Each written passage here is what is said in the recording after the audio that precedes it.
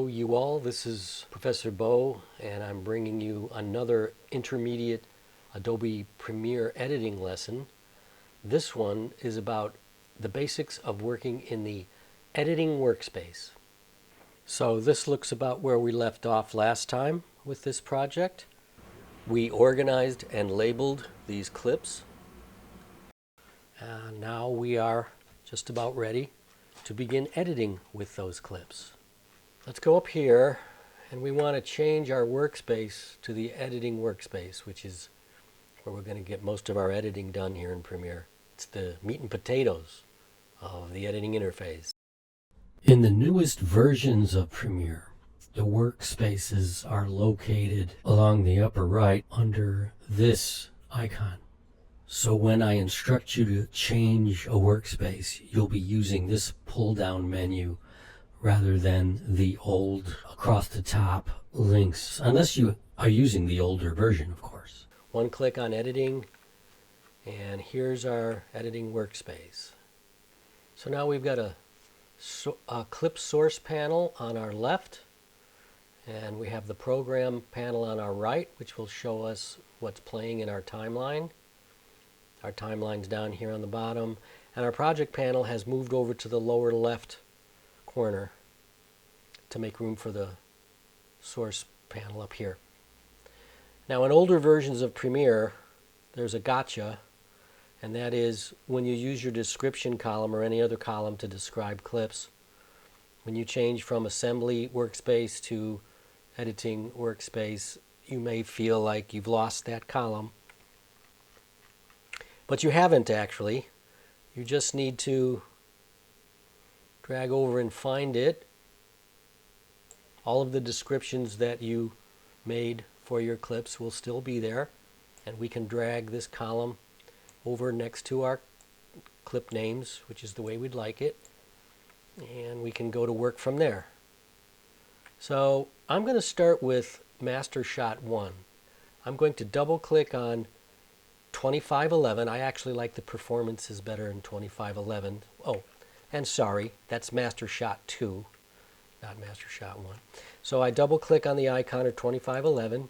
It loads up here, and I'm going to put this in play, and then I'm going to use my I and O keys to designate the first shot that I want to put into the timeline.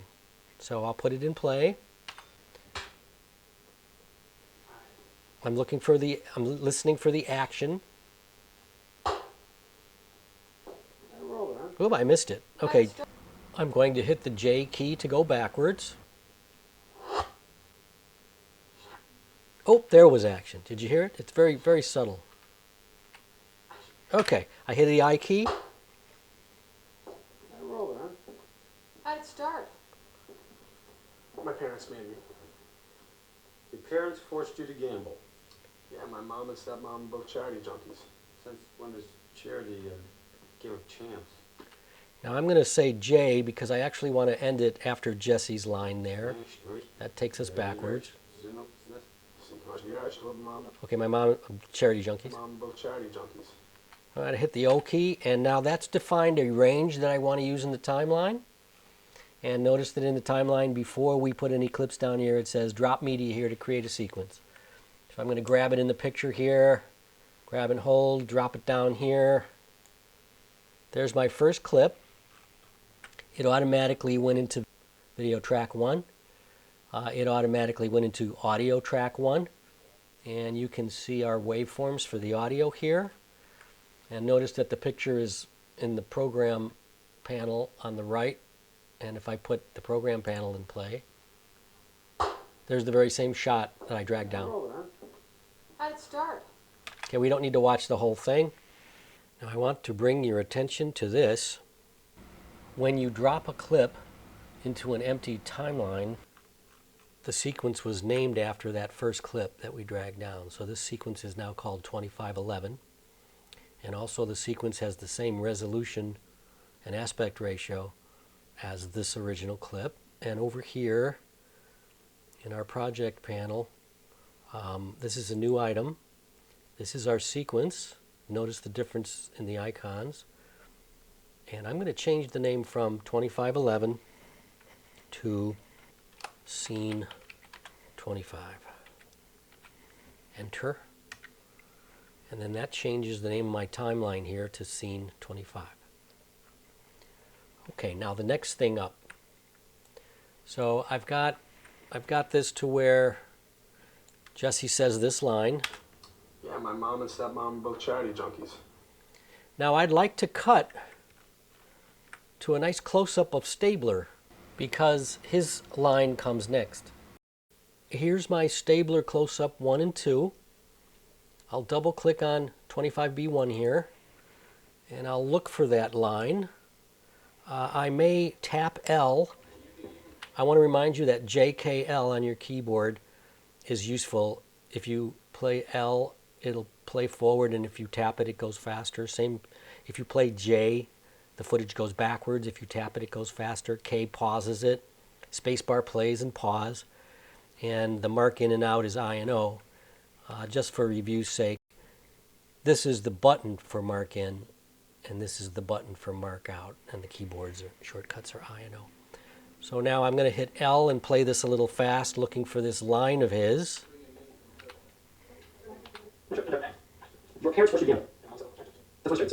Okay, there's the line. I'm going to hit J. And then I'm going to hit my in mark with I, and Since when is charity considered a game of chance? then we'll hit O right there. I could hit I and O while it's playing. Now, we've shown you before that you just grab this and you could drag it on the end here and it'll snap, but I want to show you the more sophisticated use of these buttons now. This button right here is called the overwrite button. Notice that the overwrite button's keyboard shortcut is a period. And with our range designated with I and O, and our playhead in the timeline, our playhead is at the end of the last frame of this clip. This is called 3-point editing. The playhead is 1 point in the timeline, and the range is 2 points in and out on the source monitor. So those 3 points add up to 3-point editing, the general term for this type of editing. I click on the overwrite button. The source range went into the timeline where the playhead was, and we've got our first cut.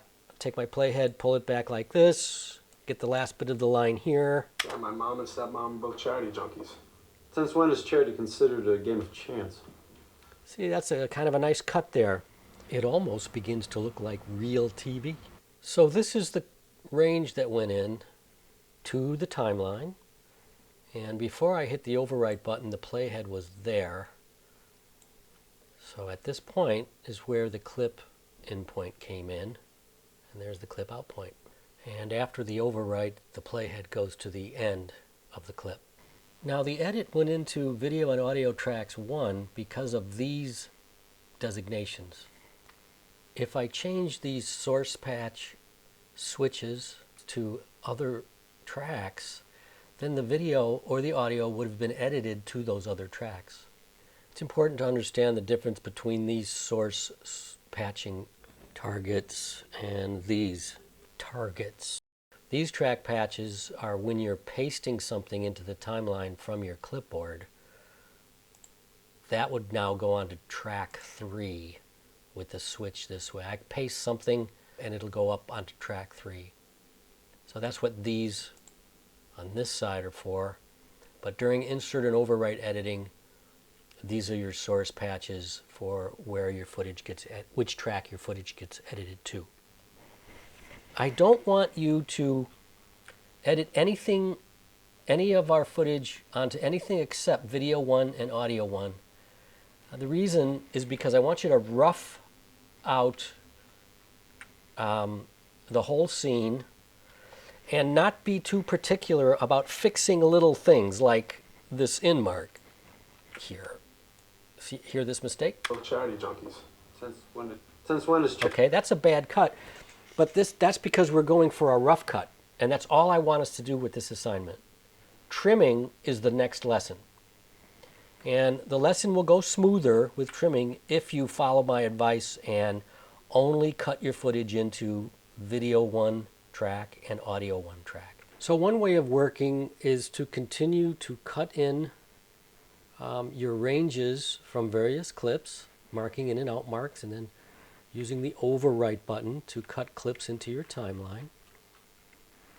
But I want to show you another way of working. So I'm going to drag through the clips in my timeline, and I'm going to delete all the clips. I'm going to hit the home key to get my playhead back to the beginning. By the way, if you have a laptop and you don't have a home key, in order to get home, you hold down the function key and you hit the left arrow button, if I remember correctly. The end button, the end key would be hold down the function key and hit the right arrow button. Anyway, here's another way to work. I could load up Master Shot 2, 2511, and I will actually take my range, hover the mouse over it, and I can trim my out point so it goes all the way to the end of the clip. I'll leave my in mark where it is. And then I will drag that clip down to my video track 1 and audio track 1. And then I'm going to hit the backward slash key on the keyboard. That shows me everything in the timeline. And what we can do is we can use the overwrite key, and as we get to the parts where we want to cut, we could do a 3-point edit at those points. In other words, we would be overwriting this entire master shot with certain sections one at a time. So here's my first one. Let's get to where that cutaway was with Stabler. How'd it start? My parents made me. Your parents forced you to gamble. Yeah, my mom and stepmom are both charity junkies. Since when does charity give a chance? Okay, that's the line I want, so I'm going to hit the J key to go backwards. Okay, so my playhead is the first point. That's where the footage will go in. And then I go to the Stabler close-up 1. Now I've still got that range from before. And if I click this button, this takes me to the in point, and I'll put it in play, and you can see that. Since when is charity considered a game of chance? There's that line right there. So I'm going to use the overwrite button, and that's going to put this range at this in point, and it'll go about to there. And because this is the overwrite button, it actually covers up what's already in the timeline, and it's going into video 1 and audio 1 track. Okay, so you see that? That's where it went. And the reason it's called overwrite is because it does overwrite the footage that it covers up. So let's see how this looks. Your parents forced you to gamble. Yeah, my mom and stepmom are both charity junkies. Since when is charity considered a game of chance? You know the biggest fundraising gimmick? Now that in mark, so you saw what happened. It overwrote the original portion of the master clip and stuck in that Stabler close-up that I wanted. With overwrite, you haven't lost any footage. All the frames are still in the original clip, and you can also undo any overwrite that you've done. Now, it was a little rough at the beginning, but actually, we're only going for a rough cut with this assignment. Now I want to show you the insert type edit, so I am going to undo the last edit that I did. So with that undo, the clip has been pulled back out from my timeline, and up here in my source monitor I still have my range ready to go, but this time I want to show you the insert function, and the keyboard shortcut is a comma. It's right next to the overwrite, but notice the slightly different icon. Okay, so I'm going to click on insert. Everything else is the same. It's 3-point editing. Now I'm clicking the insert button. Notice how the timeline got longer. And that is because rather than covering up the footage in the timeline, it's like a pair of scissors has cut the timeline, opened a space and the length of the range, and then drops the range in there. And that's why it's called insert rather than overwrite. So watch what this does. Mom and stepmom both charity junkies. Since when is charity considered a game of chance? When is charity a game of chance? What happened there is it didn't cover up the footage. It opened a gap in the timeline, the length of the range, and pushed the rest of the footage down the timeline, which is why Stabler's line is repeated. This makes the timeline longer. Overwrite does not make the timeline longer. I'm going to undo that also and show you where that kind of insert edit might be used to good effect. Now I've changed up my timeline a little bit to show you something. Let's say that I hit the home key and that takes me to the beginning of my timeline, and that my sequence starts with this. My parents made me. Your parents forced you to gamble. I'm going to hit home again, put the playhead at the beginning. See, I could insert something before that, which is what I need to do, because this starts in the wrong place. This is how insert can be useful. I'm going to go over to, I've got these clips labeled door opens, and I'm going to load that clip into our source. And I've already made in and out marks here. So I'm going to click my go to in mark and show you what I've got here. High roller, huh? How'd you start? My parents. Okay, and then Jesse says my parents made me. So with my, I want to do 3-point editing with my playhead at the beginning of the timeline.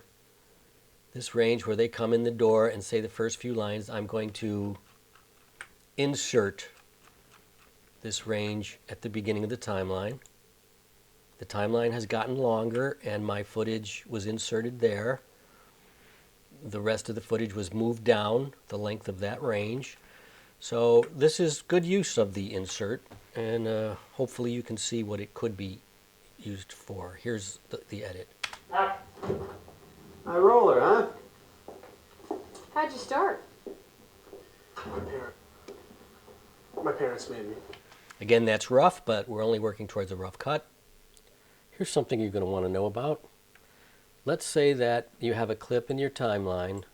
High roller, huh? How'd you start?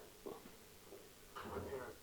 And for some reason you're not that satisfied with it, and you find another clip that you want to replace it with.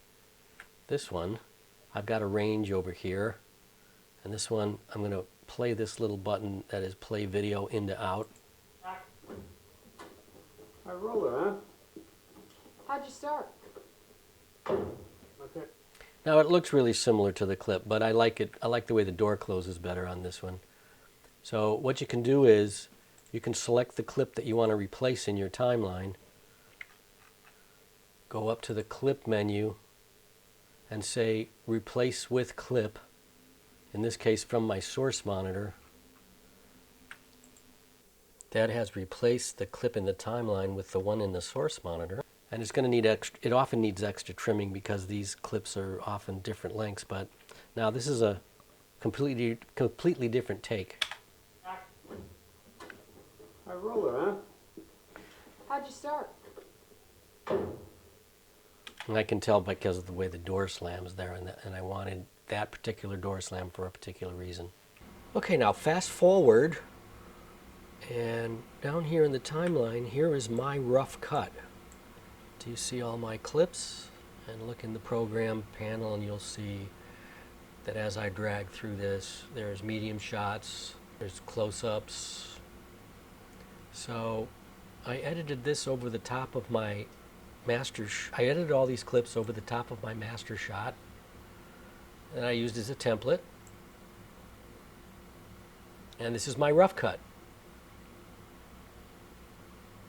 There's two things I want to show you before I give you the final word here, and that is, look at this.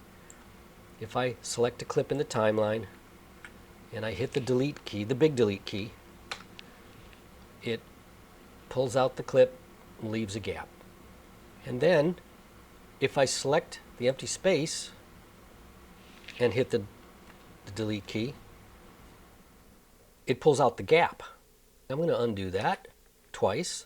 Got my clip back in there now.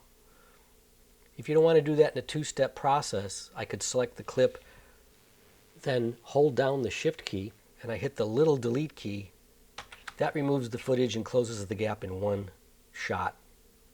When you use that function to close the gap, the timeline will get shorter. I'm going to put my clip back in there with an undo. Export your rough cut as a standalone video file, and that is the lesson. Be seeing you.